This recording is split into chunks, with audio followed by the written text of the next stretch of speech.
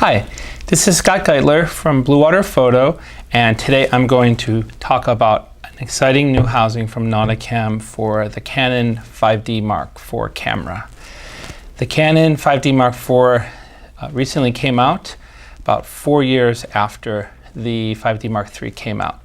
So there's a lot of really exciting things about this camera. It has a brand new 30.4 megapixel full frame sensor. It has 61 autofocus points, inheriting the autofocus system from the 1DX Mark II. Really nice autofocusing system. It does 4K video, although it's a 1.64 crop when it does the 4K, and it only does a 4K in 30 frames per second, not 60. And it also has dual pixel autofocus, which means you can actually have real usable autofocus during video, unlike the 5D Mark III, where you did not have that. So a lot of really nice, exciting improvements for the 5D Mark IV. It's a real workhorse camera that's made to last a long time in a variety of situations and give great results, great color, as I'm sure you've seen by a lot of the amazing 5D Mark III underwater photos that Bluewater Photo customers and staff have taken. I've been using this housing the last couple of days, and it's great, just like the 5D Mark III housing was, but it has a few nice improvements, which I'm going to go over. First of all, what makes Nauticam housing so great? The first thing I need to point out is the excellent port lock system. All you need to do is flip a little red switch and you just pull the port right off. No twisting, no bayoneting, no needing a strap wrench. It's great. I love it. Put the port on. Pretend this is a port. It's a port cap, but pretend it's a port. You push it on and you can hear it lock, and it's locked. It's actually internally rotating. So I love that feature, and that's not unique to this housing. It's true of all the Nauticam DSLR and mirrorless housings. Next, let's look at how we open up this camera. It has locking latches. You push these red buttons, you open it up, and it comes off. Now, you want to put it back on, you just put it on, push, and it's locked. Nauticam says that you do not need a lot of finger strength to push these latches shut, and I have to agree, it's very easy to do. Some housings you have to be really careful about lining a lot of stuff up, about getting everything just right. The nice thing about the Nauticam 5D Mark IV, whether it's putting the camera in or closing the housing, it's nice and simple. You don't have to be pulling a lot of levers or dials or making sure everything's aligned. It's very simple. Put the camera tray in, lock it. If you're using sync cords, which we'll talk about in a minute, you can just put the sync cord connector into the hot shoe, close up the housing, and you're all done. The controls of this housing are great. Let's start with the multi-pad controller. It controls the rear joystick of the camera. I've been using this and it works flawlessly. It's really nice. There's also two piano keys, Q button and the set button. By the way, everything's labeled really nicely. Within a few minutes, I was able to look around, look at all the controls, and I instantly felt like I knew this housing really well. If we look at the right handle, Nauticam calls this mission control, and this is where you can access all the important features of the housing. So we have the shutter here, you have switch to live view, you have autofocus on, you have ISO and exposure compensation control, you have the MFN button, you have the front and the rear control dials. So everything is very easy to access on this housing. The ISO exposure compensation lever, it's not as smooth as, say, the Nikon D810 housing, which has a completely separate ISO lever that I like. but I think they did the best that they can with this camera and where the controls are.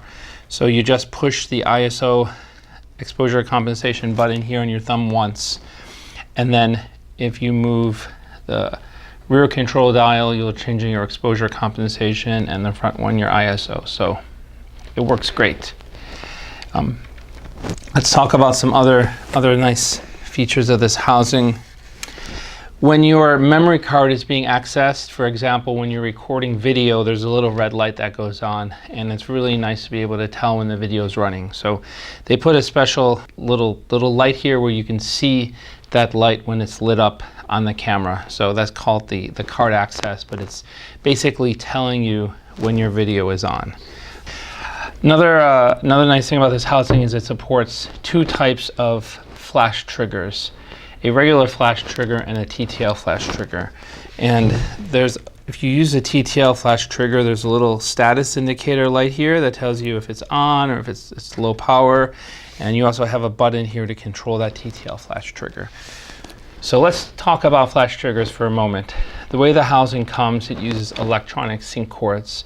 There's a physical hole in the housing in two places. The sync cords attach here and you electronically fire your strobes. However, an alternative is you can get a small flash trigger that plugs into the hot shoe of the camera that emits little bits of light. And then what you do is you plug in a fiber optic cable here, connect it to your strobes, and fire your strobes via fiber optics. It's very reliable. It's very fast.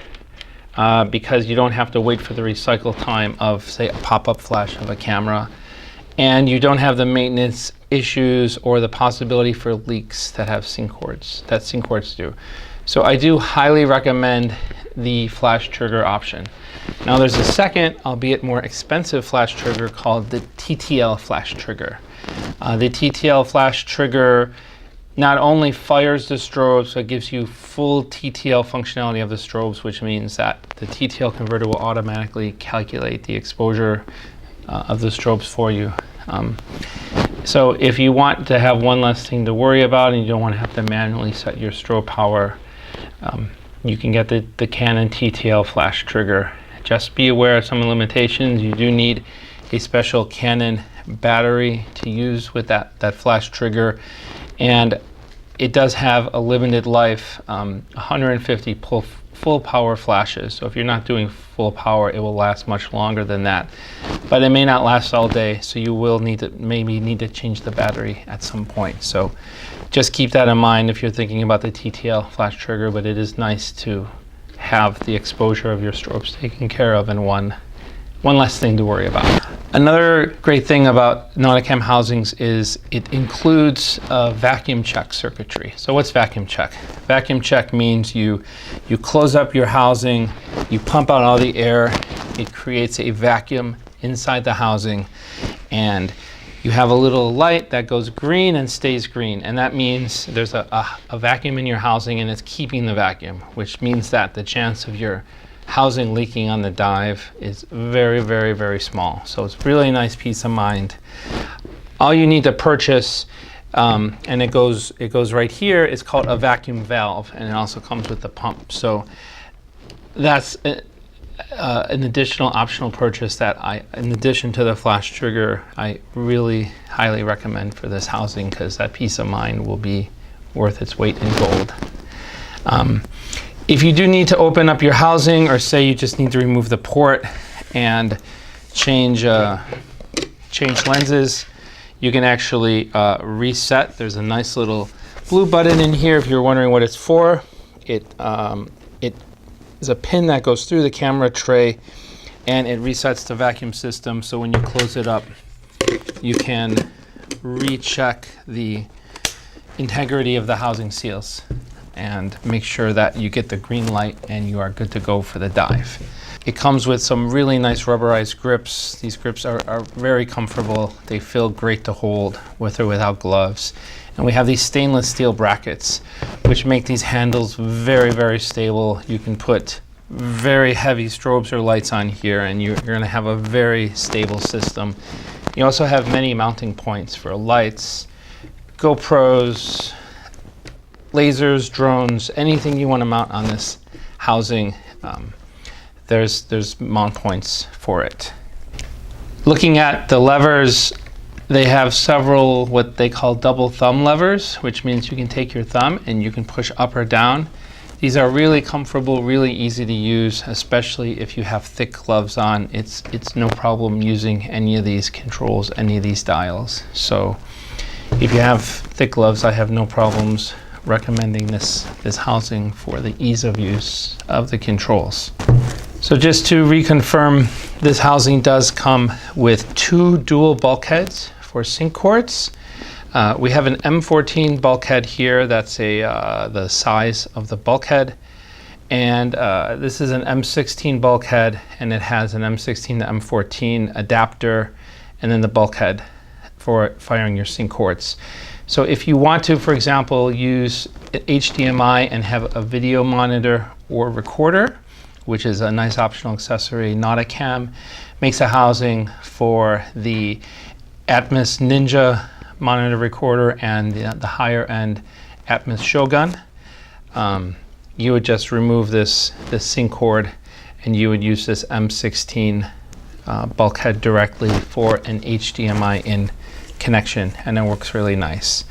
So you would get a Nikonis/CNC style sink cord. You'd plug it in. You get a dual or 2 singles, fire your strobes, and you are good to go. Let's talk about some optional accessories for this housing.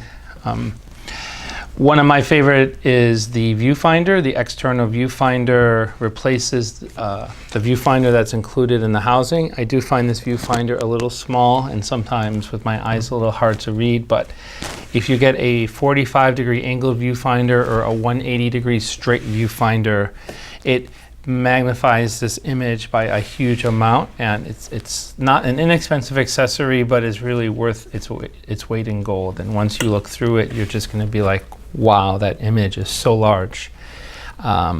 So after the flash trigger and the vacuum valve, I would say that my third most recommended accessory is definitely investing in that viewfinder. 180-degree viewfinder is preferred for wide-angle images, and the 45-degree viewfinder for macro images where you need to get on the ground and you may not necessarily be able to get even with your housing because of the terrain. Some other things you should know: if you have owned another brand of housing previously and you have a lot of ports that you want to keep, Bluewater Photo can sell you port adapters for just about any other housing out there. So you can get a new Nauticam 5D Mark IV housing and use your existing ports. Nauticam has a great selection of ports, including the Canon 11 to 24 millimeter wide angle lens. One nice thing about this housing, you do not have to, that lens is a big fat lens, but you do not have to put the lens in from the front. You can just put the lens on the camera and put it into the housing just like you would with any normal lens. There are 4 different size glass domes for this housing for your wide angle lenses. So if you talk to the Bluewater staff, they can give you advice in terms of which size glass dome is best if you want the highest quality images. You can get smaller size handles if you have small hands, if you find these too big to reach, which is nice. And again, I mentioned that there are Nauticam makes monitors for the Atmos Shogun and the Ninja recorders. So those are all the major accessories that you'd want to consider when you're getting a housing like this. Thank you very much for watching our video on the Nauticam 5D Mark IV housing. If you have any questions about the housing, the camera, lenses, ports, please feel free to call us at Bluewater Photo. You can visit our website at bluewaterphotostore.com, or you can email me at Scott, SCOTT, at bluewaterphotostore.com. And thanks again.